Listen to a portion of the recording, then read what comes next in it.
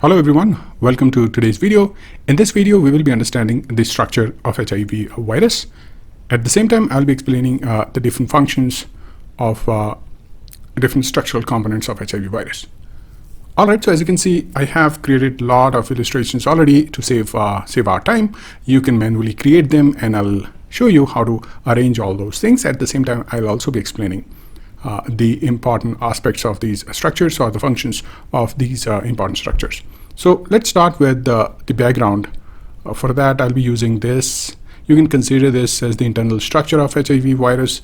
And on top of that, HIV virus is basically enveloped virus, and we need envelope, which is going to surround all these structures that are present inside the virus. We'll start with the protein 1, that is the protein which is present on the outer surface of this virus. Then it's not called protein 1, it's called GP21.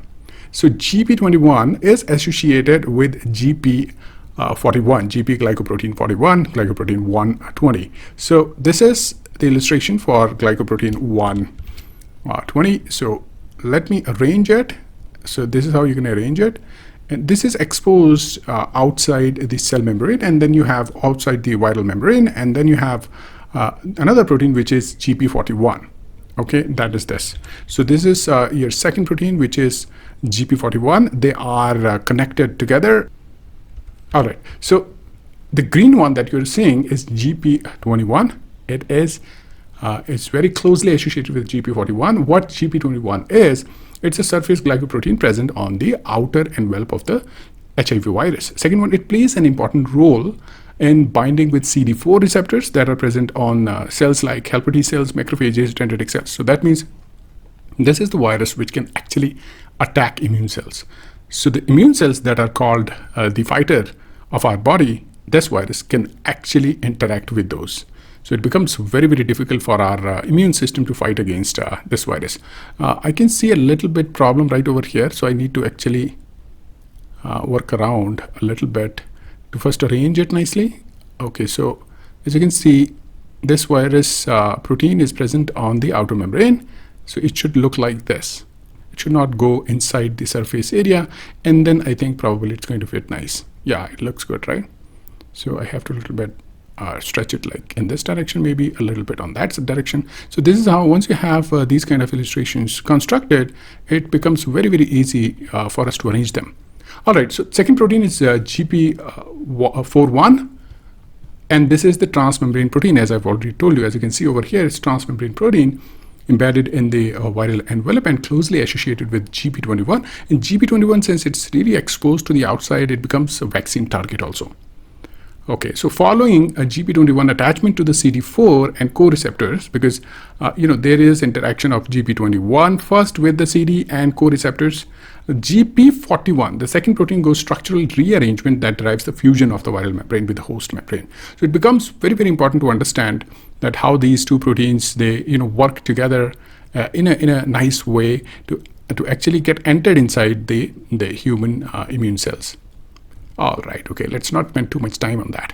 Okay, it looks nice. So you have GP21, we can label them. All right, we have the labels ready also. So this is GP21, this is the protein. Second one is, I think GP41, that is what I told you, right? GP41 right over here. All right, so this is GP41. We can label it like this. I hope this is clear. I can also move it close to the GP41. It makes things much nicer. Okay, let's make it a little bit smaller, not too big. All right, okay. So the next part, and this one is the next one, which is next protein, which is matrix protein P17. This is the illustration that I've already created for P17. So I'm gonna just move it and place it in the center. It's inside these proteins, and it's creating the matrix for this particular virus. This is also known as P17. P17 is a matrix protein that lies directly beneath the viral lipid envelope. So as you can see over here, this is the lipid envelope, and I forgot to label that. So let's label that also. Okay, this is the envelope. And then beneath this, we have P17, a very, very important protein. And I think we should also immediately label it so that we can understand this is the P17 protein. And this is also known as matrix protein. It is present directly after the lipid envelope, and it's a structural scaffold because lipid membrane is not that strong, so you need something very, very strong, and proteinaceous structures, they are more strong, so it becomes very, very important after the lipid membrane to have something strong scaffold. It stabilizes the envelope. That's also another function of this. It can provide structural support to the lipid membrane. A lipid membrane is usually derived from the host, and the structural support is being provided by P17. Additionally, P17 influences viral infectivity and also interact with host cell factors to facilitate the viral replication. So this is another role of P17 protein. There is a lot of research is going on in this particular area. So it's very important to understand these proteins. Next is P24, which is capsid protein. P24 is right over there. I mean, I've tried my best to actually create a good illustration for this. Let's see. Let's move it right over here. So I was trying to make look like something, a capsid kind of a protein, but it's also the structure of this particular capsid protein is conical core shell. So I don't know whether it looks conical or not, but anyways. So P24 is the conical core shell of the HIV virus, which inside that we have viral RNA genome with associated enzymes. This protein also provides structural integrity. Obviously, the capsid is important for that, and it also plays an important role as diagnostic marker, as HIV antigen test often detects this particular protein. And antibodies, you will see antibodies in the patients against this particular protein. Very, very important. So let's label this one also P24. Okay, nice. So we have the label for P24 also. It looks great, right? So slowly, I can see the entire viral structure is getting formed. Now let's talk about reverse transcriptase enzymes. So the enzymes are present inside this capsid. Why don't I just take all these enzymes that I've created? I'm just showing one, circle for each enzyme, and I'll explain what are these enzymes. At the same time, we also have the genome. Okay, I'll also talk about that. So let's move the genome also. Viral genome with all those enzymes, they are overlapping, which I don't really like. Okay, so let me arrange them so that they're not interacting with the genome. It looks much better. All right, okay, much better. Let's not spend too much time on that. Okay, so P64. P64 is the enzyme that I just talked about, which is the reverse transcriptase enzyme. As I've already told you, we need here the virus, rather not we, virus requires a particular, let me move it a little bit on that side. Yeah, okay, perfect. It's overlapping, which I really don't like. So yeah, I don't want to move it. Okay, so this looks good. All right, okay, so I think this also requires some movement in this direction, possibly. Okay, and a little bit on that side. I can move this circle very easily if I can select it. Okay, so because of the genome, I have to put them above the genome if I want to select them. So this is the pink dot, which is P64. P64 is the reverse transcriptase enzyme. Reverse transcriptase enzyme is it's composed of P64 and P51 units. It's enzyme complex inside the viral core. Its main function is to synthesize complementary DNA because when it goes inside the host cell, it needs to be present in the DNA form. Otherwise, it's not going to incorporate inside the host DNA, right? So the genome that is present in the virus is RNA, and inside the host is DNA. So it requires the reverse transcription process, which is conversion of RNA to DNA.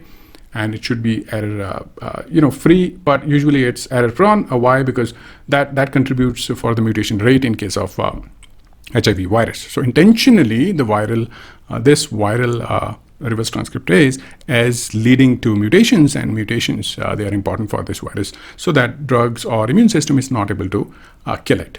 All right. Next is what we have. We have two more enzymes. One is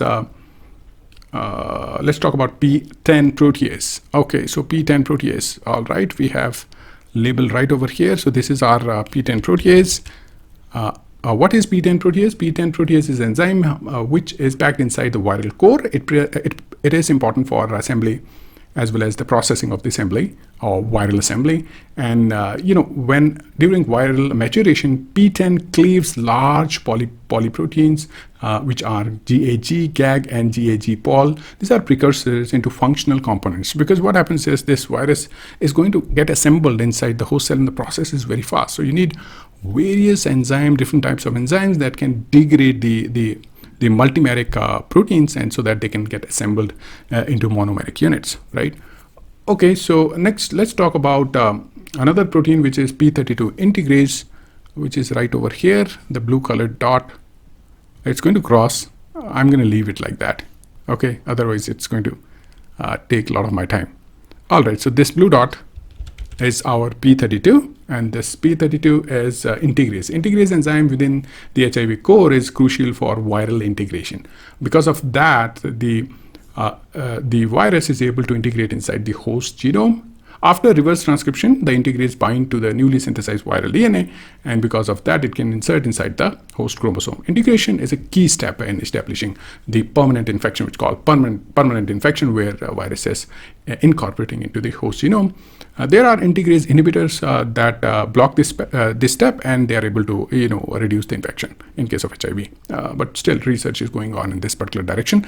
The final one is single-stranded RNA molecule, which is the genome of the virus. Let me move it right over here. It's also getting crisscrossed, which is not good. Okay, so I'll just move this right over here, and then this magenta line I've created. This is the single-stranded RNA genome of the virus. And why it is important?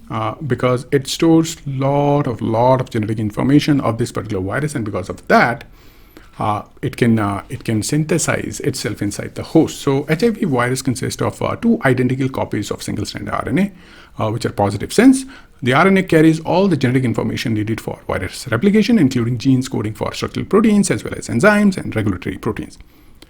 Because HIV is a retrovirus, this RNA is reverse transcribed into DNA first, and then it's going to get incorporated into host genome by the process of integration. All right, so I think this concludes this particular lecture. I hope now you're able to understand the structure of HIV virus. You can do some further reading, and hopefully you will get a better understanding of that. But in this video, I've covered quite a lot. I've covered what are the structural component of HIV virus, what are the proteins present, and also I've explained what are the functions of all those proteins. So hopefully this gives you a lot of startup material to start with HIV virus. And I'll meet you in the next video, where we'll also pick up another topic, and we'll try to understand by using illustrations, interesting illustrations, to actually help us understand the complexity of various concepts in life sciences. All right, I'll meet you in the next one. Take care, everyone.